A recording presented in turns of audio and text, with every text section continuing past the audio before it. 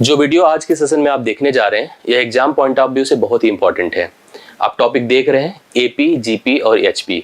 आज के इस पूरे वीडियो को अगर आप इन तक देखोगे तो आपको इसका कॉन्सेप्ट क्लियर हो जाएगा। कॉन्सेप्ट तो चलो क्लियर हो जाए, लेकिन इसके साथ साथ यह भी इंपॉर्टेंट है, यह भी जरूरी है कि इसका यूज है कि नहीं हमारी परीक्षा में, हमारे एग्जाम में। तो इस बात की तो 100% गारंटी है कि इसका यूज आपको श्योर दिखेगा, जरूर दिखेगा। एपी, जीपी, एचपी निश्चित तौर पर डायरेक्टली और इनडायरेक्टली दोनों वे में आपको एग्जाम में पैटर्न वाइज दिखना ही दिखना है। मैं कोशिश करूंगा कि आज इसका अप्रोच और कॉन्सेप्ट आपको पूरी तरह से क्लियर कर दूं, जितनी भी बेसिक रिक्वायरमेंट्स है वो आपकी फुलफिल हो जाए। आपने अक्सर देखा होगा कि हम किसी समूह में जब हम नंबर्स का रिप्रेजेंटेशन करते हैं, नंबर्स को प्रेजेंट करते हैं बेसिकली, तो अलग अलग प्रकार से पैटर्न वाइज नंबर्स को प्रेजेंट करते हैं। नंबर्स सीक्वेंस में भी रखे जाते हैं, बिना सीक्वेंस के भी ऐसे ही नंबर्स का कलेक्शन प्रेजेंट कर दिया जाता है। जो रैंडम प्रेजेंटेशन जिसको कहते हैं कि आप किसी भी नंबर को कहीं रख दो, हालांकि उसका पैटर्न कहीं ना कहीं किसी भी प्रकार से कभी कोई वर्ग से रिलेट करता है, जैसे रीजनिंग में बहुत सारे पैटर्न्स के क्वेश्चंस होते हैं। कभी स्क्वायर से रिलेट करता है, कभी स्क्वायर रूट से रिलेट करता, कभी फ्रैक्शन से रिलेट करता, कभी कुछ एडेड कुछ सब्ट्रैक्टेड रिलेट करता, कभी कुछ मल्टीप्लाइड फिर एडेड रिलेट करता। तो इस प्रकार के भी नंबर पैटर्न के ही होते हैं। वो पैटर्न और इस पैटर्न में फर्क है।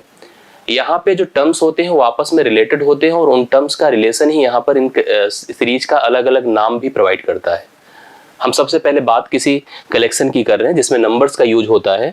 तो आपको जैसे मैंने एक्सप्लेन करके बताया कि नंबर्स कोई भी किसी तरह से आप प्रेजेंट कर दो, किसी बिहाफ पे प्रेजेंट कर दो कि एक टर्म दूसरे टर्म से रिलेट करे, या कभी कभी हम रिकॉग्नाइज कर ले रहे हैं कि यहाँ पे ऐसे हो रहा है तो अगला वैसे होगा।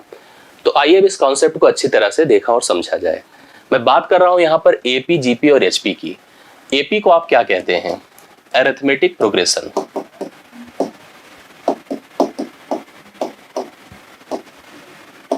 हिंदी में क्या कहेंगे? समांतर श्रेणी। ऐसी श्रेणी जिसके अंतर समान हो, मतलब जिसके पदों के बीच के अंतर समान हो, समान अंतर पर हो, उसी को आप समांतर श्रेणी कहते हैं। आपको अलग अलग प्रकार के नंबर्स मिलते हैं। नेचुरल मिलता है, आपको होल नंबर्स मिलता है, इवन नंबर्स मिलता है, ऑड नंबर मिलता है। अलग अलग प्रकार के नंबर आप जब देखते हैं तो वो कहीं ना कहीं किसी एक सीक्वेंस को फॉलो करते हैं, कुछ नंबर को छोड़ के, जैसे प्राइम। बाकी सबके सब पैटर्न होते हैं, सबका अपना एक प्रॉपर एक दूसरे के साथ रिलेशन होता है। हम अगर कोई ऐसी श्रेणी ले रहे हैं, ऐसा सीक्वेंस ले रहे हैं जिसके पदों के अंतर समान हो, मतलब दूसरा पद पहले से रिलेट कर रहा हो in addition, not in any another form. जैसे आप और जो पैटर्न्स पढ़ते हैं जिसका स्टार्टिंग में मैंने जिक्र किया, उस रूप में ना हो, एडेड फॉर्म में अगर एक नंबर दूसरे नंबर से, एक टर्म दूसरे टर्म से रिलेटेड होता है, तो उस टाइप का जो पैटर्न है, जो कलेक्शन है, वही आपका अरिथमेटिक प्रोग्रेशन या समांतर श्रेणी कहलाता है। इसको लिखने की प्रक्रिया है, और लिखने के लिए सबसे पहले हम पहला पद रिकॉग्नाइज करते हैं। अगर हम किसी समूह का पहला पद ए ले लें, this is the first term. First term अगर ए ले लें, पदों के बीच का जो डिफरेंस है उसको अगर हम लोग डी ले लें, the difference in the term, difference in term, पदों का जो अंतर है उसको अगर हम डी ले लें, इस पूरे कलेक्शन को प्रेजेंट कैसे किया जाता है? ए पहला पद, ए प्लस डी दूसरा पद, ए प्लस 2d तीसरा पद, ए प्लस 3d चौथा पद, ऐसे सो ऑन बढ़ते चले गए, a plus n-1 into d, that is nth term. आप कैसे इसको समझते हैं? पहला पद जो था उसको आपने सिंपली ए से प्रेजेंट किया, that is called the a1, इसको आप a1 कहिए, that is the first term. दूसरा पद अगर आप डिसाइड करो, that is called a2, a plus d, मतलब 1d, d is added with 1d, मतलब 1 times of the d, that is a2। तीसरा पद जो a3 होगा, अगर आप उसको नोटिस करो, that is called a plus 2d। ऐसे अगला पद अगर आप सोचो तो a4 है, that is the fourth term, लेकिन a प्लस 3d, मतलब d इन मल्टीपल, d जो होता है वो 3 से, 2 से, 4 से कैसे मल्टीप्लाइड होता है, डिसाइड करता है पद। अगर चौथे पद पर जा रहे हैं तो 3d मल्टीप्लाइड होगा, पांचवें पद पर जाएंगे तो 4d मल्टीप्लाइड होगा। ऐसे अगर हम nth टर्म पे जाएंगे तो आपको जो है n-1 इंटू डी रिकॉग्नाइज होगा। इसके एग्जाम्पल्स आप समझेंगे तो आपको क्लियर हो गया। जैसे यहाँ पर आप देख रहे हैं, एक से दूसरे पद का डिफरेंस हमेशा सेम रहता है, मतलब इनमें जो सबसे खास बात होती है उसको नोट करना चाहिए आपको, कि कभी भी a2 माइनस a1 इक्वल होगा a3 माइनस a2 से, इक्वल होगा a4 माइनस a3 से। कोई भी दो पदों का अंतर हमेशा बराबर होगा, इनका अंतर, इनका अंतर, इनका अंतर हमेशा दो पदों का जो क्रम से आ रहे हैं, सीक्वेंस से आ रहे हैं, वो सेम रहेंगे, तभी वह समांतर श्रेणी में है। कभी कभी आपको कुछ ऐसे पैटर्न दे करके भी पता करने की बात करता है यह समांतर श्रेणी में है कि नहीं, ये अलग बेसिक लेवल की मैथमेटिक्स हो जाती है।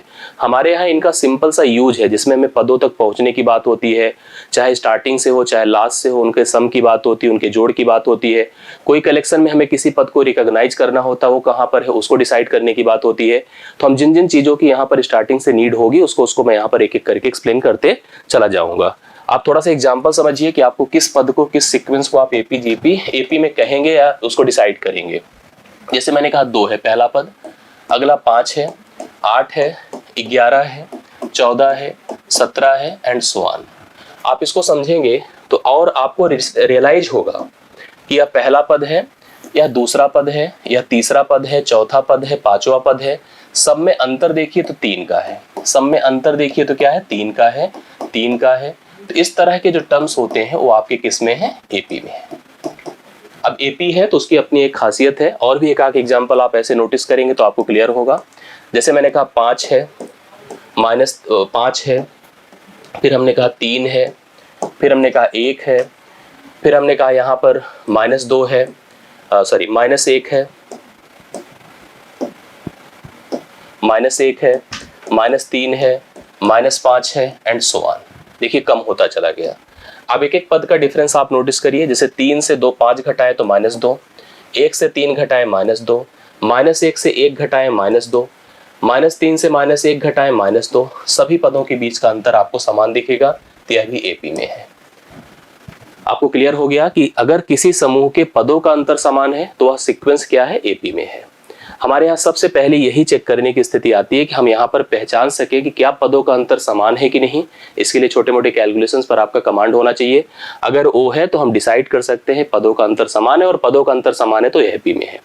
अब हमारा जो सबसे पहला क्वेश्चन बनता है कि अगर कोई समूह आपको दिया गया है तो उसका nth टर्म है क्या। जैसे आपको कोई सीक्वेंस, कोई पैटर्न दे दिया जाए कि यह एक सीक्वेंस है जिसका पहला पद इतना है, इनके पदों का डिफरेंस इतना है, इसका हमें यह पद बताओ क्या होगा, यह टर्म क्या होगा। तो इसके लिए मैंने कहा कि अगर आप nth टर्म की बात कर रहे हैं, अगर हम किसी समूह, हम किसी कलेक्शन जो कि एपी में है, अगर उसका फर्स्ट टर्म अगर हमारे पास ए है और कॉमन डिफरेंस का मतलब होता है सार्वअंतर।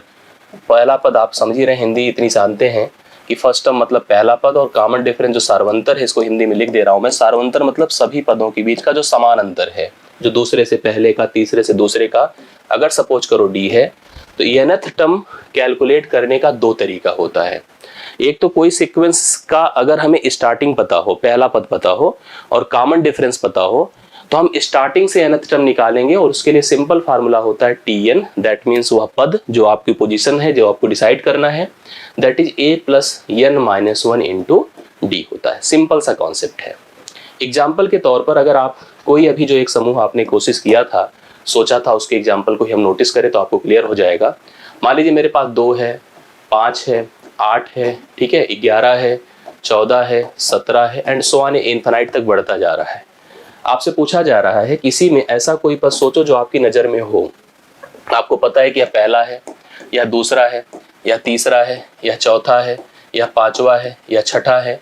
मान लीजिए मेरे से किसी ने पूछा कि पांचवा पद बताइए क्या होगा, तो पांचवा पद क्या होगा, बोले T5। T5 मतलब a plus 5 minus 1 4d, a plus 4d। Confirm हो गया। आपको पता है कि पहला पद a यहाँ पर 2 है, और कॉमन डिफरेंस हमने डिसाइड पहले से कर दिया था, 5 से 2 घट करके 3 है। तो पांचवा पद आपका क्या हो जाएगा बताएं।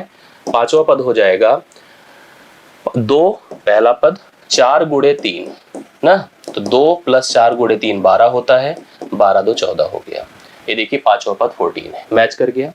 अब यहीं पर आपसे कोई भी पद, मान लीजिए हमसे कोई कहता 50वां पद क्या होगा, T50, 50वां पद क्या होगा, आप उसको कैसे कैलकुलेट कर सकते हैं। सीधा सीधा लिखेंगे a प्लस 49 इंटू डी। 49 क्यों, क्योंकि जैसे आप जिस पद की बात करते हैं उसमें से 1 घटा के डी से मल्टीप्लाई करना होता है। पहला पद 2 है, प्लस 49 करिए, गुणे आप 3 करिए, तो लिखिए 2 प्लस 3 गुणे 9 27, 3 चौके 12 2 14, 147 हो गया। 149 हो जाएगा इसका 50वां पद। इस तरह से किसी भी पैटर्न जो कि एपी में है उसका आप कोई भी पद आराम से डिसाइड कर सकते हैं। एक और भी चीज होती है, कभी कभी हमें कोई समांतर श्रेणी का लास्ट टर्म गिवन होता है, ठीक है।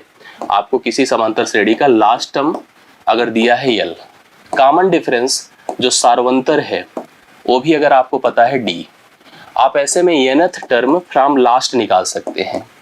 nth टर्म फ्रॉम लास्ट मतलब अंत से nवां पद, अंत से। आपसे कभी कभी होता नहीं कि लाइन में लोग खड़े हैं, शुरुआत से 5वें पे कौन है और अंत से 10वें पर कौन है, ऐसे भी तो क्वेश्चंस बन सकते हैं।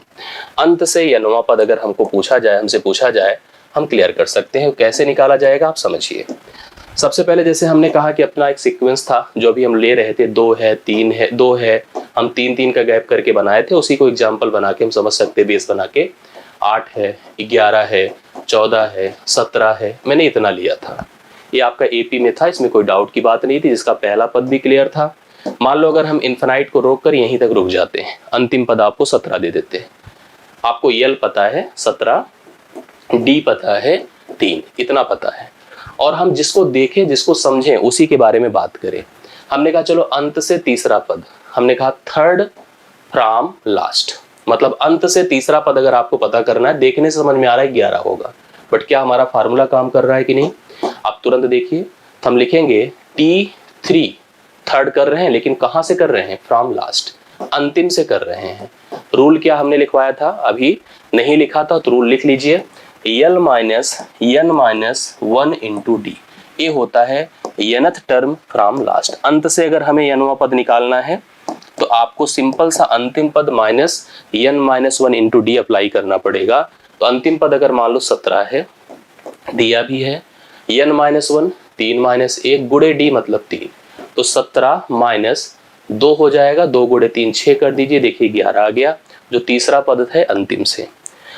अंतिम से आपको कोई पद, क्योंकि इसमें कुल 6 पद ही हैं, मान लो अंतिम से हम 5वां पद निकालना चाहते हैं, T5 अंत से अगर आप 5वां पद निकालना चाहते हैं तो रूल के हिसाब से यल माइनस n मतलब 5 माइनस 1 गुड़े डी।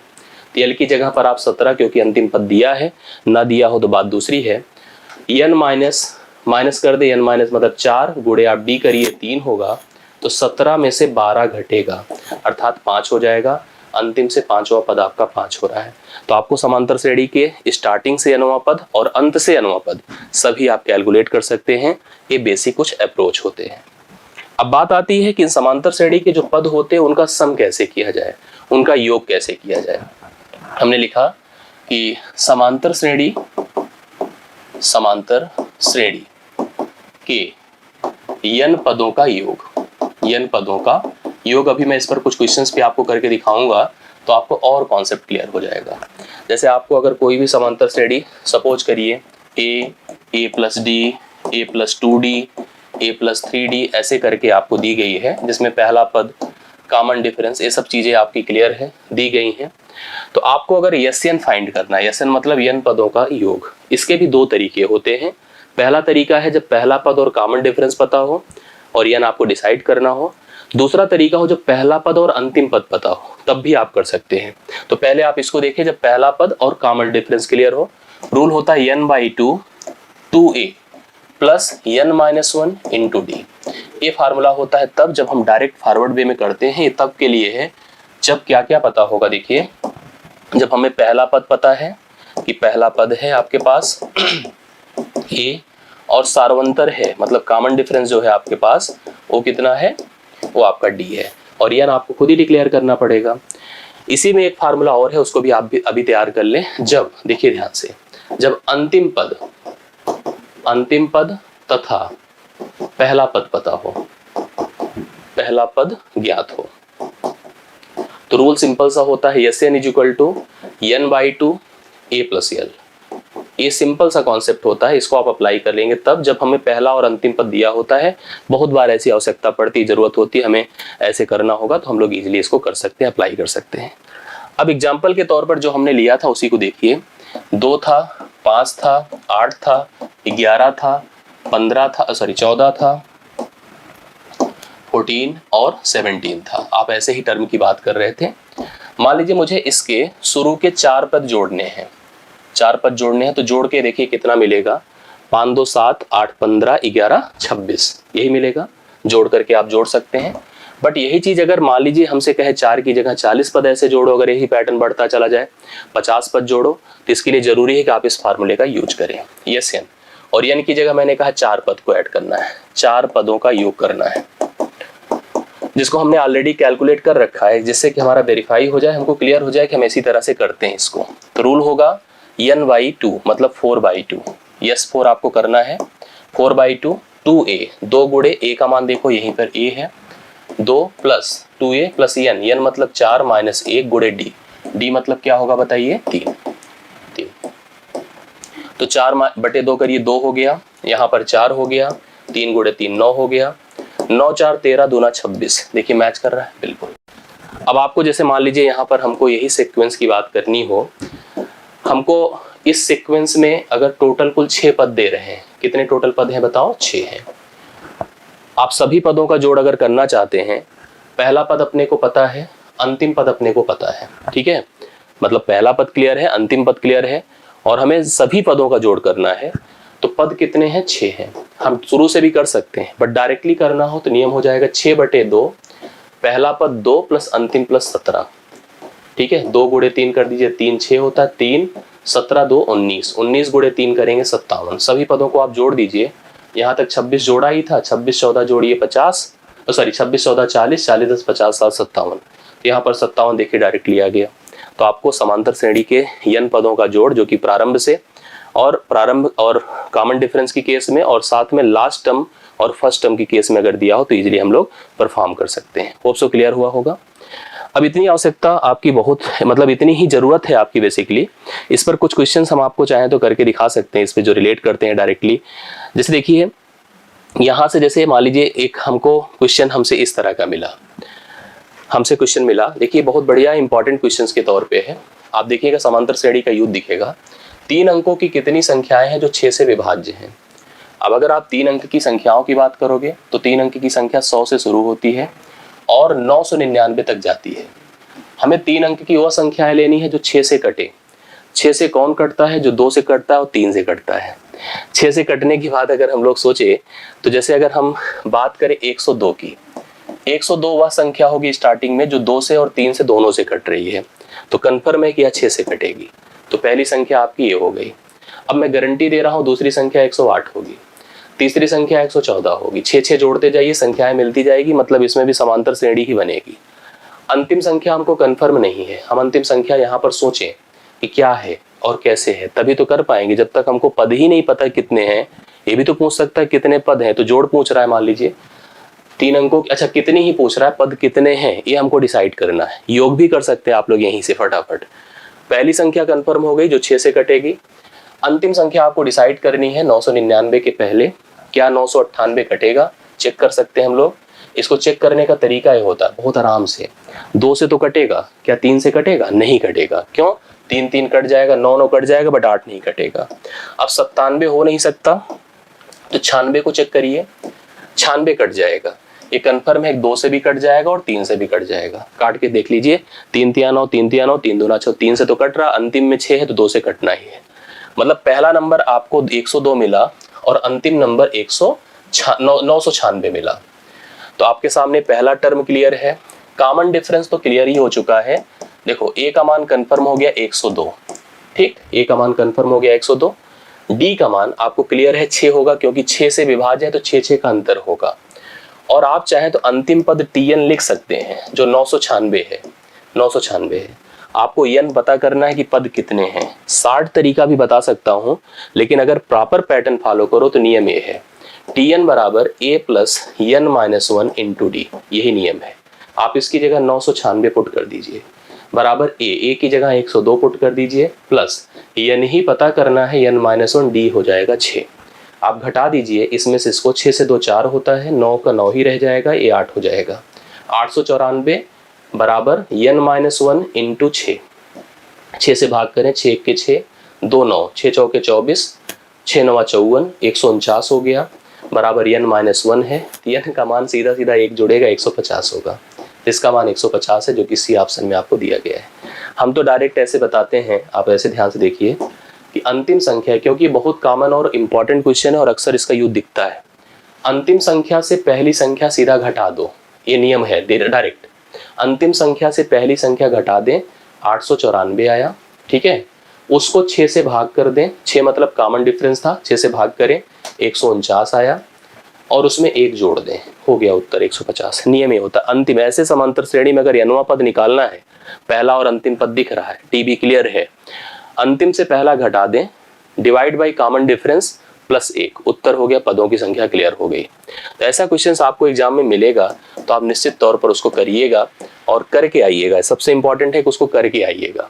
जैसे इसने पूछा 2 अंक वाली कितनी संख्या 7 से विभाज्य है। अब 2 अंक वाली संख्याओं की बात करिए तो 2 अंक की संख्या 10 से स्टार्ट होती है, कहां तक जाती है, 99 तक। 7 से कटे वह कौन सी संख्या है, पहली तो 7 होती है जो 2 अंक होगी नहीं, तो दूसरी संख्या भैया 14 से स्टार्ट होगा। 14 पहला नंबर होगा, अगला 14 में 7 जोड़ो 21, ऐसे बढ़ाते जाएं तो संख्याएं मिलती जाएगी। 14 सते 98, 98 मतलब अंतिम संख्या होगी, अंतिम संख्या 98 होगी। देखिए आप n पता करना है आपको, मैंने कहा ना अंतिम से पहली घटाओ, नियम वही है और वही उत्तर भी आएगा। बटा 7 कर दें, ठीक है, 7 मतलब कॉमन डिफरेंस है, प्लस 1 कर दें, करके देखिए 8 से 4 5 होता है, 9 से 1 8 होता है, बटा 7 करें, 7 से डिवाइड करें, 17 क्या होता है, 7 से कट रहा है, 7 1 के 7, 7 5 35 ना, 7 1 के 7 हो गया और 7 नहीं कट रहा है, 1 सेकेंड हमने गलत किया, 8 से 4 4 हो गया, 9 से 1 8 होगा, बटे 7 तभी तो हो रहा है, ऐसे नहीं तो कट जाता। 12 सते 84, 12 1 13, 12 बार जाएगा, 12 1 13, तो 13 इस प्रश्न के लिए राइट सोल्यूशन होगा जो कि पहले ऑप्शन में दिया है। इनसे रिलेटेड ऐसे ही क्वेश्चंस एग्जाम में आते हैं। कुछ क्वेश्चंस मैं यहाँ पे ऐसे ओपन कर दे रहा हूँ, आप लोग इसको जरूर करें और करके होमवर्क में कमेंट में आप आंसर करें, अच्छा लगेगा आपका रिस्पॉन्स अगर आता है। 3 अंक की कितनी संख्याएं 6 से विभाज्य होंगी, समांतर श्रेणी का 10वां पद कौन होगा, आप हमें जरूर होमवर्क में बताएं। ऐसे प्रश्नों को हल करके कि आप आंसर कर पा रहे हैं कि नहीं कर पा रहे हैं। इसका 80 पदों का योग क्या होगा, ये भी आपके लिए आसान क्वेश्चन है, एकदम बरबल है। तो ऐसे प्रश्नों को आप जरूर हल कर लें जिससे कि इसका कॉन्सेप्ट आपको हमेशा के लिए तैयार हो जाए, आपकी परीक्षा के लिए जितनी आवश्यकता हो पूरा हो जाए। दूसरी चीज हमको जो बताना था वो था जीपी।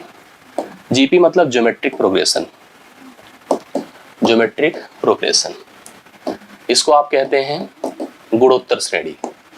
अब गुणोत्तर श्रेणी देखिए कैसे काम करती है, गुणोत्तर श्रेणी कैसे काम करती है उसको समझिए। जब पदों का अनुपात समान हो, एक तो होता है पदों का अंतर समान था तो समांतर था, और जब पदों का अनुपात क्लियर होता है, सेम होता है, तो वह गुणोत्तर है, जिसमें पहला पद अगर a है, दूसरा पद अगर ar है, तीसरा अगर ar की स्क्वायर है, ar क्यूब है, ऐसे समान बढ़ते चले जाएं। यह श्रेणी आपकी जीपी में है। ध्यान से देखिए, इसमें क्या होता है कि दूसरे पद को, जैसे अगर मान लो इसको हम कह दे a1 है, इसको कह दे a2 है, इसको कह दे a3 है, इसे कह दे a4 है। ध्यान रखना, मेरा ये बताने का है कि a2 अपान a1 बराबर होगा a3 अपान a2 बराबर होगा a4 अपान a3। आप किसी को सेकंड को पहले से डिवाइड करो, थर्ड को दूसरे से डिवाइड करो, फोर्थ को तीसरे से डिवाइड करो, आपको मान सेम मिलेगा। पदों का अनुपात समान होता है। इसमें हमने जैसे पहला पद a लिया है, पहला पद a लिया है, और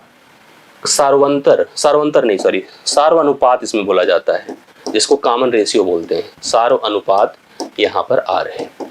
तो ऐसे में पद आपके डिक्लेयर्ड हो जाते हैं। ठीक है, यह आपको जैसे एग्जांपल में अगर आपको दिखाना है किसी भी श्रेणी को जो कि गुणोत्तर में है, तो पहला अगर 1 है, दूसरा 2 है, तीसरा 4 है, 8 है, 16 है, 32 है, 64 है। कैसे, 2/1, 4/2, 8/4, 16/8, 32/16, हर जगह 2 मिलेगा।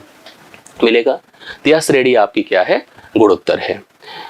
इसके लिए भी आपके पास कॉन्सेप्ट उसी तरह से आता है, जैसे कि अगर हमने कहा कि हमने a लिया, ar लिया, ar स्क्वायर लिया, ar क्यूब लिया, ऐसे समान बढ़ते चले गए। अब हमसे कोई पूछे कि tn, nवां पद क्या है, आपने देखा कि पहला पद a1 था, दूसरा पद a2 था, a2 में r की पावर 1 है, तीसरा पद a3 है। a3 का मतलब क्या है, a3 का मतलब a2 था, a1 था, a3 था, r की पावर 2 है। ऐसे अगर a4 की बात करिए तो r की पावर 3 है। ऐसे हम tn की बात करें तो a r की पावर n माइनस 1 होगा, मतलब पावर में 1 से कम हो जाता है, that is called the tn। अब जैसे आप एग्जाम्पल से समझोगे तो यह ज़्यादा क्लियर होगा।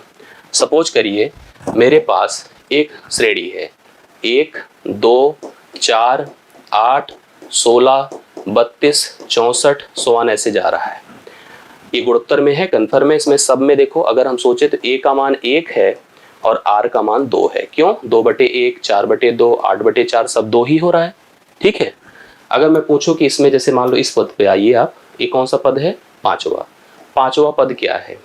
तो आप कहोगे सर a r की पावर 5 माइनस 1 लगेगा, मतलब सिंपली a r की पावर 4 होगा। कन्फर्म है? कैसे करेंगे? a की जगह 1 रखा, r की जगह 2 रखा, पावर हमने 4 रखा, 2 की पावर 4 16 होता है, 16 के 16 हो गया। देखिए आ गया कि नहीं? कन्फर्म है? क्लियर है? ये आपका जीपी में था, तो मतलब आपने टीएन फाइन कर दिया। यहीं पर भाई आपसे पूछा जाता है एक चीज और, एक बात यहाँ ध्यान रखिएगा, यहाँ जो आर आता है वो दो तरह से आता है। या तो आर आपका मतलब सारानुपात लेस देन 1 होता है या ग्रेटर देन 1 होता है। जैसे इसमें आपने देखा ग्रेटर देन 1 है, ठीक है, मतलब जो 2 है, मतलब मल्टीपल्स होते जाते हैं, पहाड़ा पड़ता चला जाता है एक दूसरे के साथ। आर का मान ग्रेटर देन 1 है, 1 से बड़ा था 2, लेकिन कभी कभी आर के मान 1 से छोटे होते हैं, उसका थोड़ा सा नेचर बदल जाता है, पैटर्न चेंज हो जाता है। आपको मैं जैसे समझाऊं तो क्लियर होगा। हम जैसे मान लो यहाँ पर 1 ले रहे हैं, अगला 1/2 ले रहे हैं, 1/4 ले रहे हैं, 1/8 ले रहे हैं, 1/16 ले रहे हैं। अब देखिए यहाँ पर क्या है, आर का मान 1/2 है, तो आर का मान क्या है? लेस देन 1 है। ये यहाँ तो बहुत प्रॉब्लम नहीं क्रिएट करता, लेकिन जब सम की बात होती है योग की तो वहाँ चेंज करता है। हम कहेंगे, इसीलिए हम आपको बताने जा रहे हैं कि sum of nth term of GP, nth term of GP, ठीक है। ध्यान से देखिएगा, आपको क्लियर होगा। जैसे मैंने कहा कि अगर मान लो मेरी एक जीपी है, 1 है, 2 है, 4 है, 8 है, 16 है, 32 है, 64 है, इस प्रकार से है। मैंने शुरुआत में जैसे इसमें कन्फर्म है, a का मान 1 है, r का मान 2 है, और हमने कहा शुरू के 4 पदों का जोड़ बताओ क्या होगा। तो जोड़ के लिए भैया देखो फार्मूला आपको तैयार करना पड़ेगा। Sn बराबर क्या होता है? a 1 माइनस r की पावर n अपान 1 माइनस r। ये फार्मूला तब लगता है जब r क्या हो। देखिए ध्यान से, यहाँ पर 2 फार्मूले एक्चुअली काम करते हैं, एक तो यह काम करेगा, दूसरा एक और काम करेगा, a r की पावर n माइनस 1 अपान r माइनस 1। देखिए 2 फार्मूले हैं। ये कब काम करता है? जब r इज लेस देन 1 होता है, और जब r इज ग्रेटर देन 1 होता है तो यह काम करता है। अब जैसे इसमें r देखा कि ग्रेटर देन 1 है, तो सेकंड वाला फार्मूला काम करेगा। आप अगर इन 4 पदों का जोड़ करना चाहते हैं तो जोड़ के देखिए, 8 4 12 2 14 15 जोड़ आ रहा है ना, 15 आ रहा है। अपने फार्मूले का यूज करके देखिए, हमने कहा यस 4 हम कर रहे हैं, तो रूल क्या लगेगा? a r की जगह पर 2 की पावर क्या है? n मतलब 4 माइनस 1 बटा 2 माइनस 1। a की जगह पर अपना क्या है? 1 है, लिखोगे 1 गुणे 2 की पावर 4 16, 16 में से 1 निकला 15/1, 1 1 से कटा, देखो 15 आया। अगर वही फ्रैक्शनल वाला होता, जैसे कि अभी इसके पहले देखा था 1 1/2 1/4, बहुत यूजन है इसलिए बहुत डिटेल नहीं जा रहा हूँ, तो आपको जो है 15, मतलब जितना हमको लग रहा है समय वेस्ट ना किया जाए वही पढ़ें आप, जितनी आपकी आवश्यकता हो, जितनी जरूरत हो। तो 15 यहाँ पर देखिए इसका आंसर आ गया। तो अब इससे ज़्यादा की नीड नहीं, इसमें इससे ज़्यादा उपयोगिता नहीं है। एपी के प्रश्न आते हैं 90% एपी के ही आएंगे, इसलिए एपी पर फोकस्ड रहिए। एक चीज़ और जान लीजिए, एचपी जिसको आप कहते हैं हार्मोनिक प्रोग्रेशन, एक जनरल डिस्कशन बस एक छोटा सा 2 मिनट का और मैं करूँगा, इसके बाद आपकी ये क्लास रुक जाएगी। हार्मोनिक प्रोग्रेशन, इसको कहते हैं हम लोग हरात्मक श्रेणी, हरात्मक श्रेणी।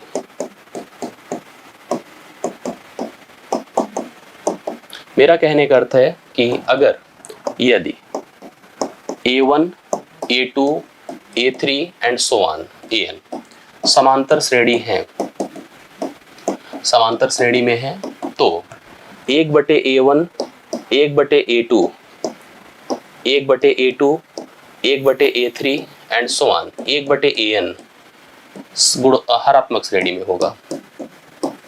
मतलब एक सिंपल सा कॉन्सेप्ट है, जो समांतर श्रेणी है उसके व्युत्क्रम जो होते हैं वही हरात्मक श्रेणी हो जाते हैं।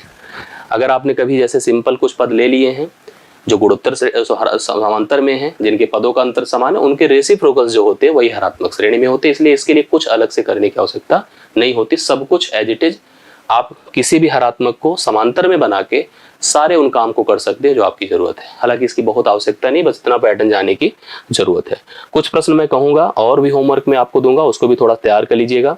आप इसको तैयार किए रहेंगे तो इसका कॉन्फिडेंस आपको दिखेगा। जैसे देखिए ए है गुणोत्तर का क्वेश्चन, इसको भी आप जरूर करिएगा, होमवर्क में है, प्लीज कमेंट करिएगा, अच्छा रहेगा। इसकी जरूरत नहीं है बहुत ज्यादा। यहाँ पर देखिए ये भी आप चाहें तो कर सकते हैं होमवर्क में। एक क्वेश्चन और मैं आपको लास्ट दूंगा, बस इतना और कर दीजिए, इसके बाद नीड नहीं है, ये बस डन।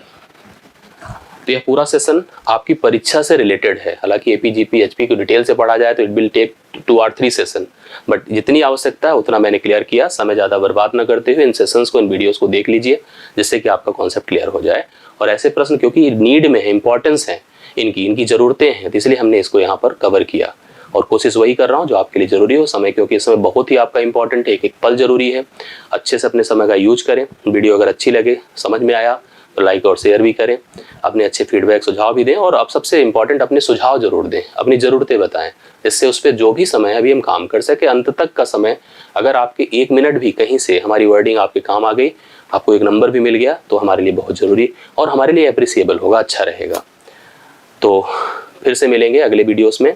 वीडियो को शेयर और लाइक जरूर करें, जिससे कि हमें एक मोटिवेशन हमें मिलता रहे, हम भी समझते रहें कि चीज़ें कनेक्टेड हैं। डिस्क्रिप्शन में टेलीग्राम ग्रुप है मैथ्स का, जिसको आप अगर ज्वाइन करते हैं तो मैथ्स रिलेटेड एक्टिविटीज़ में आप हमेशा जुड़े रहेंगे। थैंक यू सो मच, धन्यवाद।